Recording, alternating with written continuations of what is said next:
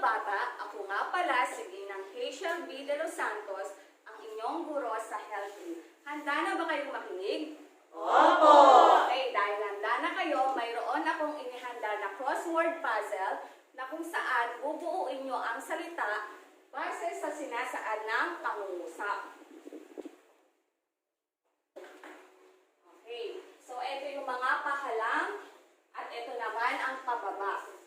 Mula sa pahalang, una, isang karamdaman na bunga ng impeksyon ng bakterya na maaaring makasira sa baga. Ano kaya ito, Laile? Tuberculosis. Tingnan nga natin kung tama ang sagot ni Laile. Magaling, tuberculosis. Mula sa pahalang, number 4, nagdudulot ng matinding lagnat, pananakit ng ulo at madikit na plema sa lalamunan. Ano kaya ito? Janina? Sipon? Tingnan nga natin. Sipon ba?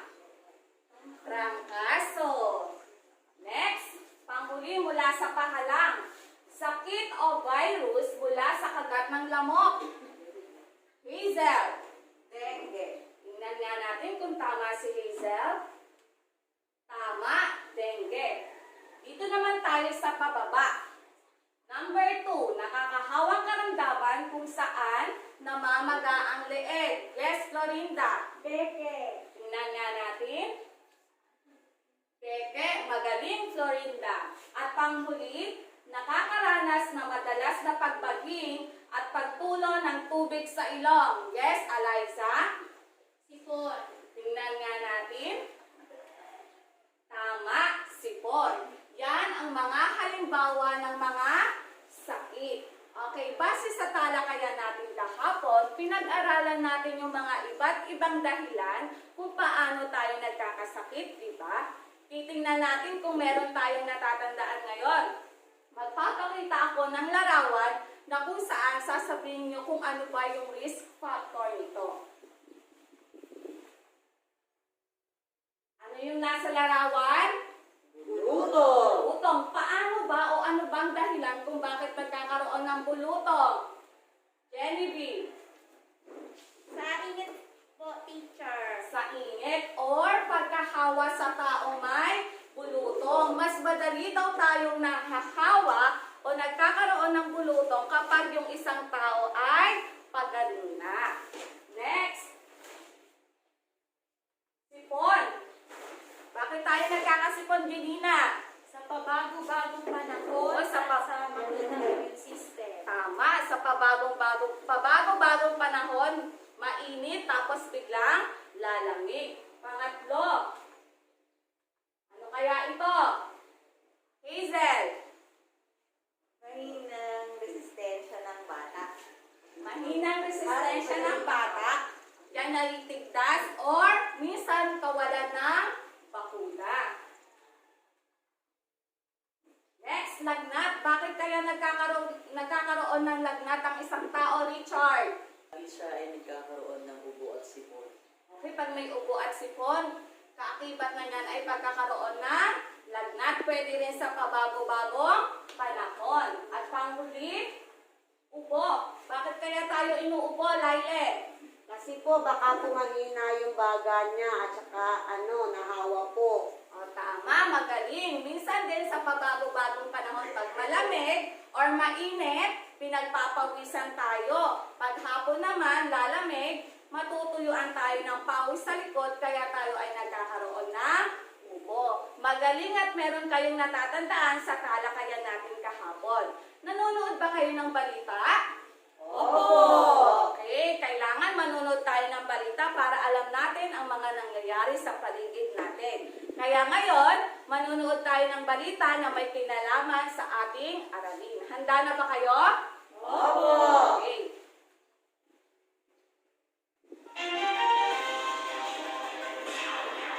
Sunod-sunod na pagbahing, nangangating ilong at lalamunan, hudyat na iyan na mayroon kang nasagap na virus sa paligid. Kapag malamig ang panahon, malaki rin ang posibilidad na makasagap ng sakit ang tao. Ngayong taon, may bagong flu strain na maaaring dumapo sa tao. Ngunit may ilang simpleng pamamaraan tayong pwedeng gawin upang makaiwas sa sakit ngayong tag-ulan. Ang pinakasimple ngunit pinaka-epektibong paraan ay ang paghuhugas ng kamay. Sa loob ng 20 segundong paghuhugas ng kamay, maaaring matanggal ang mga bakterya na maaaring pagbulan ng karamdaman.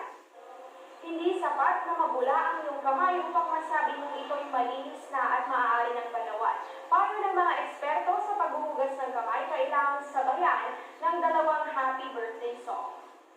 Happy birthday to you, happy birthday to you, happy birthday, happy birthday, happy birthday to you, happy birthday to you, happy birthday to you, happy birthday, happy birthday, happy birthday to you.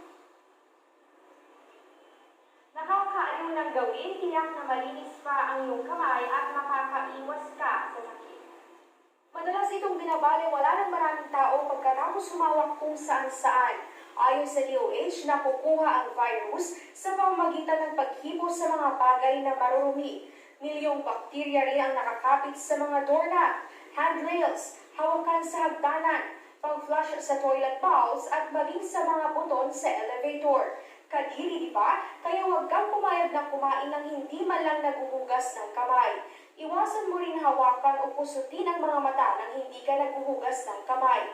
Ilan pa sa mga simple ngunit tiyak na by-cold virus ang pagpapalit ng damit kapag nabasa. Posible ka pang magkaroon ng hypothermia kapag matagal kang nakababad sa lamig. Isa itong medical emergency kung saan babagsak ang body temperature mo, kung saan nahihirapan ng makapag-produce ng body heat o init ng katawan.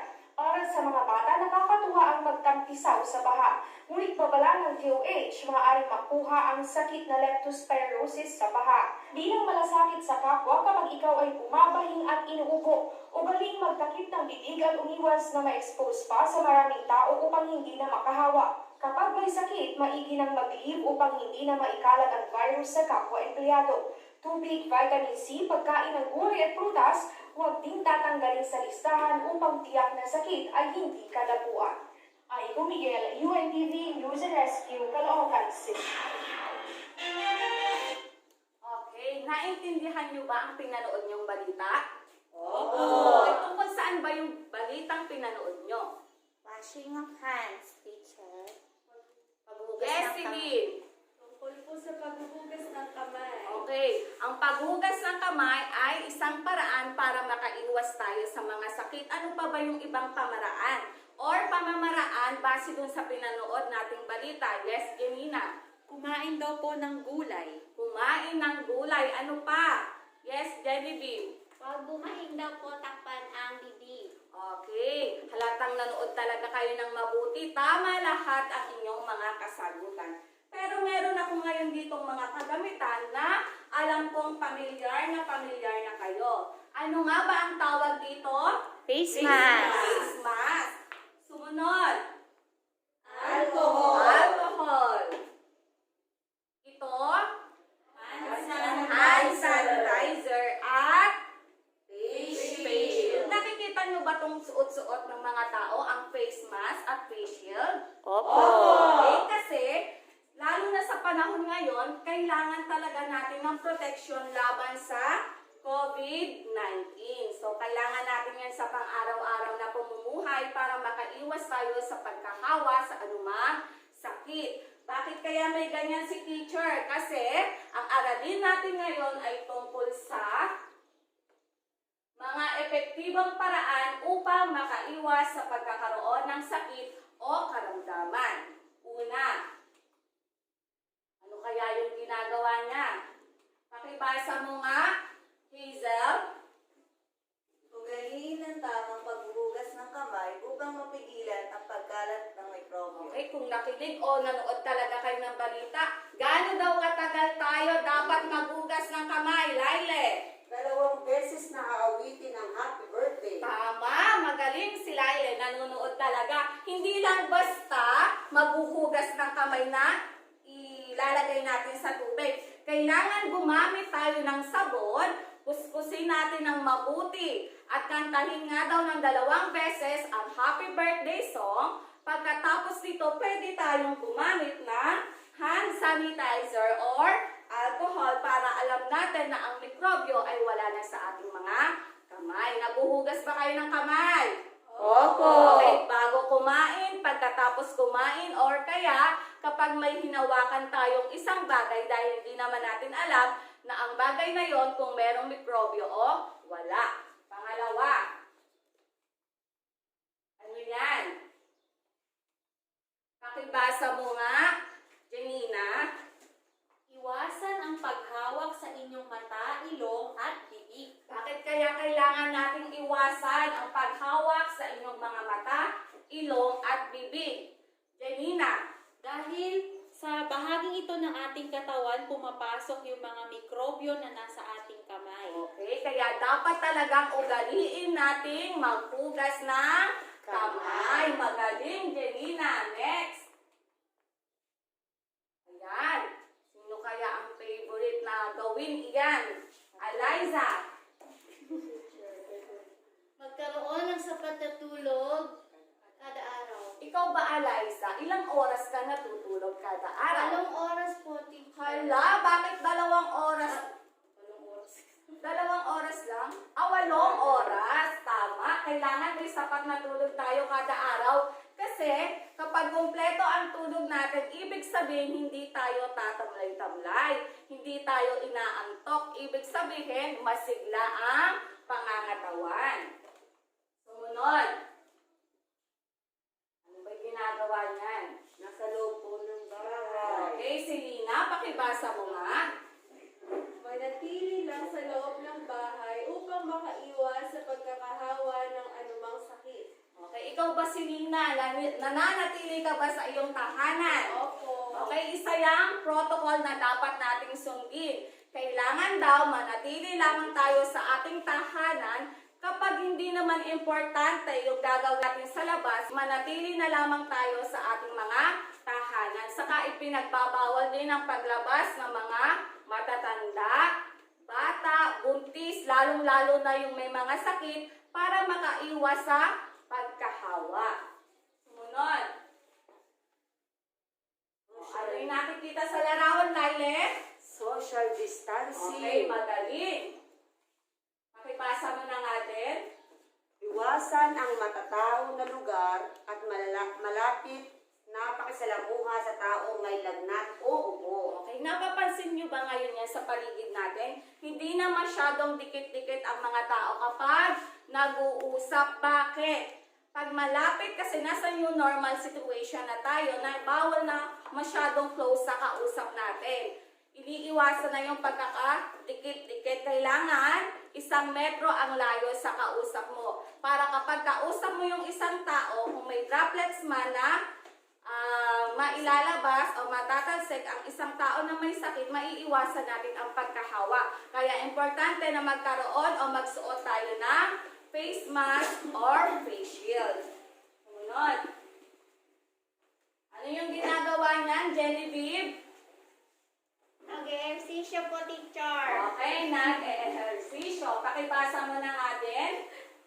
Regular na pag-ehersisyo para sa magandang pangangatawan. Okay. Sabi ni teacher, stay home lang daw tayo sa tahanan. Paano kaya tayo makakapag-jogging sa labas? Bawal tayong lumabas. Pwede din naman tayo sa loob ng bahay. Kaya kailangan natin panatilihin na malakas ang ating pangangatawan. Pwede niyong ayain si kuya or kaya si ate na mag-ehersisyo. Lalo na yung mga ate nyo conscious sa pangangatawan. At yung mga kuya, kailangan maging malaki ang pangangatawan. Pwede nyo rin yung maging family bonding. Next. Ano ito, Florinda? Iba't ibang pagkain po, sabi ko, kumain ng wasto at masustansyang pagkain tulad ng gulay at prutas. Okay, mahalaga na kumain tayo ng gulay at prutas, saka yung mga masusustansyang pagkain para makakuha tayo ng natural na vitamina o mineral na kailangan ng ating katawan para lumakas ang ating resistensya. Panghuli, Richard. Magpabakuna upang mabigyang proteksyon ang katawan laban sa karaniwang sakit. O, di ba napapanahon ang ating talakayan ngayon? Nanonood kayo ng balita, di ba? Opo. Okay, ano ba yung meron ng bakuna ngayon? COVID-19. Okay, meron ng bakuna para sa COVID-19. Pero ang inuuna ay yung mga health workers o yung mga frontliners. Kayong mga bata, alam ko, may sapat na kayong bakuna simula pa lang ng pagsilang habang lumalaki para magkaroon ng proteksyon sa anumang sakit. Meron ba kayong ganito sa bahay? O pag uwi nyo sa bahay, pwede nyo tanongin si nanay or kaya si tatay kung meron ba kayong immunization record book. Nakalagay dito yung mga bakuna o kung kailan kayo binakunahan para malaman nyo kung ano na ba yung mga bakuna na meron kayo na pananggal nyo man sa anumang sakit. Pero base sa aking karanasan, sabi nung, kwento ko lang sabi nung pedya ng anak ko, kapag may bakuna ang isang bata, hindi naman porket may bakuna kayo ay hindi na kayo magkakaroon ng sakit. Isa lamang tong panlaban, halimbawa nagkabulutong kayo, hindi kayo, pag may bakuna kayo sa bulutong, hindi ganon kalala ang pagkabulutong ninyo. Naiintindihan ba? Opo. Okay, dahil tama lahat ng inyong kasagutan, bigyan nga ang mga sarili nyo ng isang yes clap. Yes. Okay, yes. So, wala na ba kayong mga tanong? Naintindihan ba? Opo. Okay, dahil dyan, ako ang may tanong. Titingnan ko kung naintindihan nyo talaga. Yung mga nasabing na mga wastong pamamaraan para makaiwas sa sakit, ginagawa nyo ba ito? Opo. Okay, ano ba yung mga pansarili nyong pamamaraan upang makaiwas sa sakit?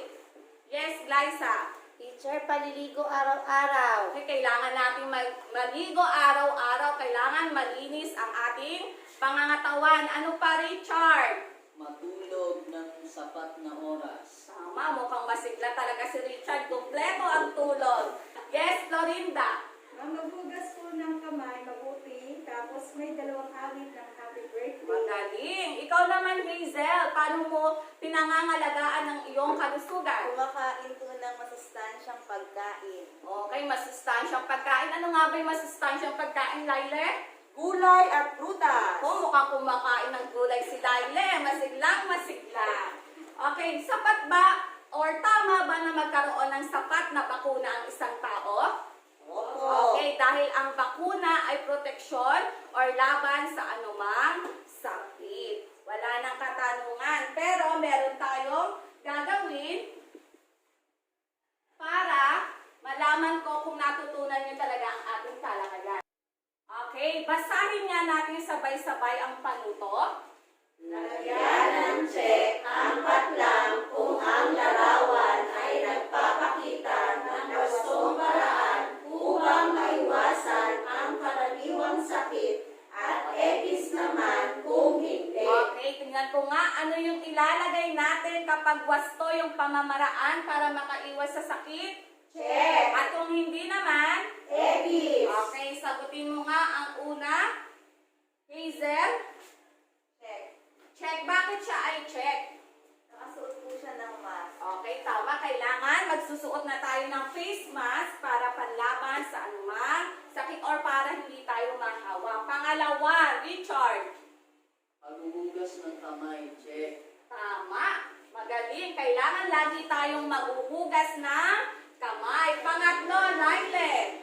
Mali po kasi naglalakad po na walang tsinelas. O, pag mali, ano ang ilalagay? X. Very good. Magaling. Kasi pag lumusong tayo sa baha, merong ihi ng daga dito. Ano magiging sakit or ano ang makukuha nating sakit? Leptospirosis. Leptospirosis. Next, number 4, Eliza. Check. Bakit siya check? Naglilinis po sila. Tama, kailangan malinis din ang ating kapaligiran. Panghuli, Florinda. Natutulog po siya ng 8 oras. Ano ang kailangan nating ilagay? Check or X? Check po. Okay, magaling. Tama lahat ang inyong kasagutan. Halatang-halatang nakikinig ng mabuti. Bigyan nyo nga ng good job clap ang inyong sarili.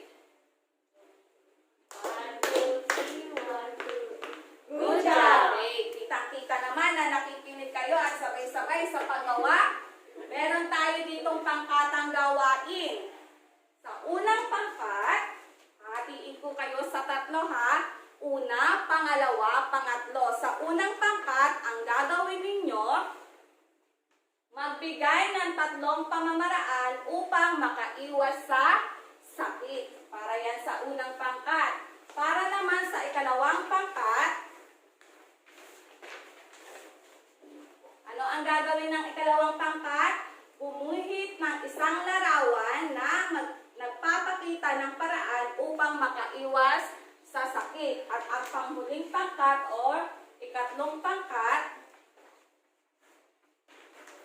ano ang gagawin ng ikatlong pangkat?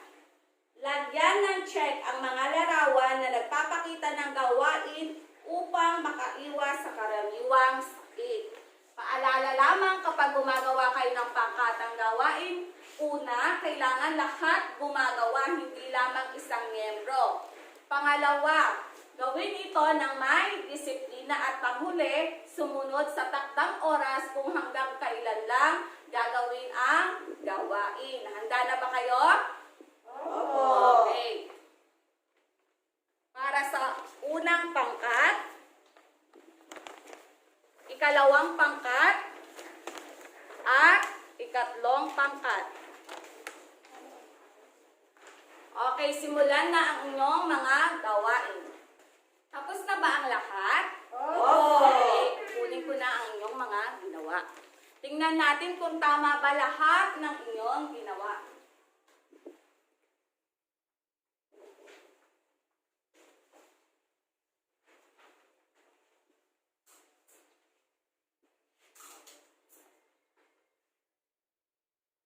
Okay, tingnan nga natin kung tama ang lahat ng inyong ginawa. Para sa unang pangkat, basahin nga ang panuto. Sabay-sabay. Magbigay ng 3 pamamaraan upang makaiwas sa sakit. Okay, ang kanilang mga sagot. Maghugas ng kamay, tama. Mag-ehersisyo, tama. Sumunod sa mga health protocol. So, lahat ng sagot ng unang pangkat ay tama. Bigyan nga natin sila ng isang bagsak. Magaling. Mula naman sa ikalawang pangkat, basahin nyo nga ang panuto. Gumuhit ng isang larawan Na nagpapakita ng paraan upang makaiwas sa sakit. Okay, ano ba yung larawan na to? May suot siyang face mask. Tama. Ito naman, kailangan daw ng social distancing. Tama, magaling. Bigyan din ng isang bagsak ang ikalawang pangkat.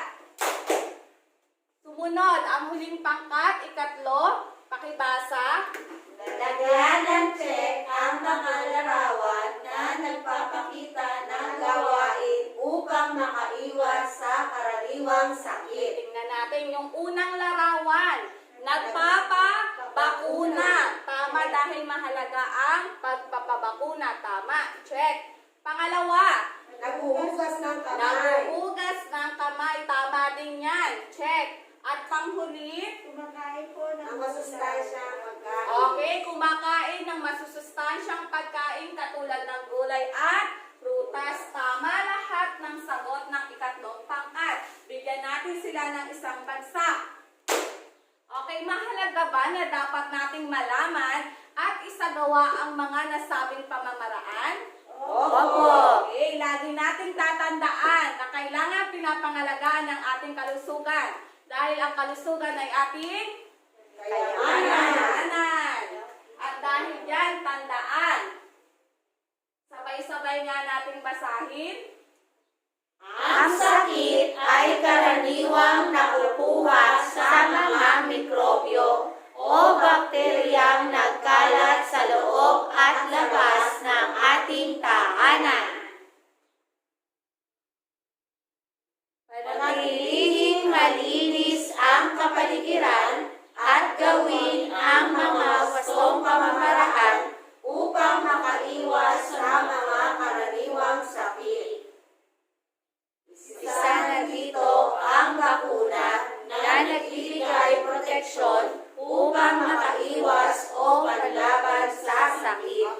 Lagi nyo yung tatandaan ha. Lagi nyo din gagawin ang mga wastong pamamaraan para makaiwas sa sakit. Mayroon pa bang tanong? Wala na po. Okay, naiintindihan bang mabuti? Opo. Okay, magaling. Pakikuha nga ang inyong kwaderno para sagutan ang inyong gawain.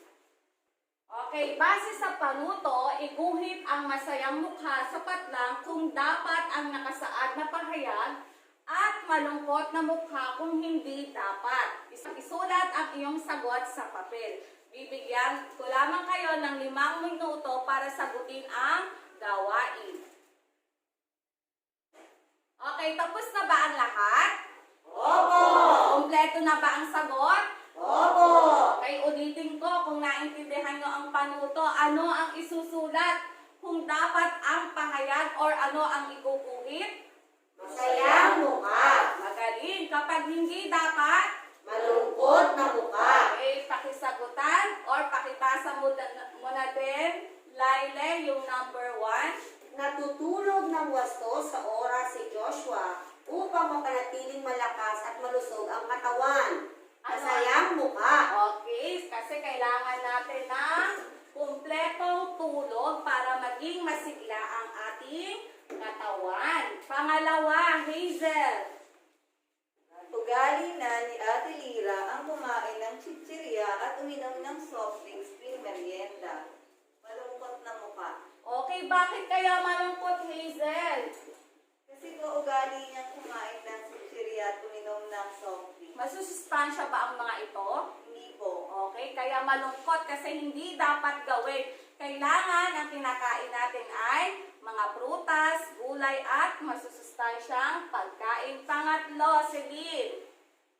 Hindi pinaliligtaan ni Ginang Cruz ang regular na bakuna ng kanyang bunsong anak. Masayang mukha. Okay, masayang mukha katulad ng inyong mga magulang.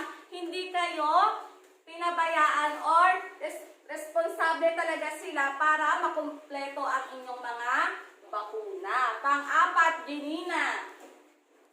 Iniiwasan ni Lisa ang pagpupuyat tuwing gabi. Masayang mukha. Okay, masayang mukha. Kailangan kumpleto ang kailangan kumpleto ang ating tulog. Ilang oras nga ba, Janina? 8 oras 8 po. oras. At panghuli, Florinda. Nakasanayan na ni Julius ang maghugas ng kamay upang makaiwas sa anumang sakit. Masayang mukha po. Okay, masayang mukha. Dahil kailangan natin palaging naghuhugas ng kamay kapag bago kumain, pagkatapos kumain, or kapag meron tayong hinawakan na anumang bagay. Ilan ang nakakuha ng 5 tamang sagot? Magaling, halos lahat. 4. Wala nang nagtataas ng kamay, ibig sabihin lahat ay tama ang inyong sagot. Bigyan nga ng good job clap ang inyong mga sarili. Good job. Okay, para naman sa inyong takdang aralin,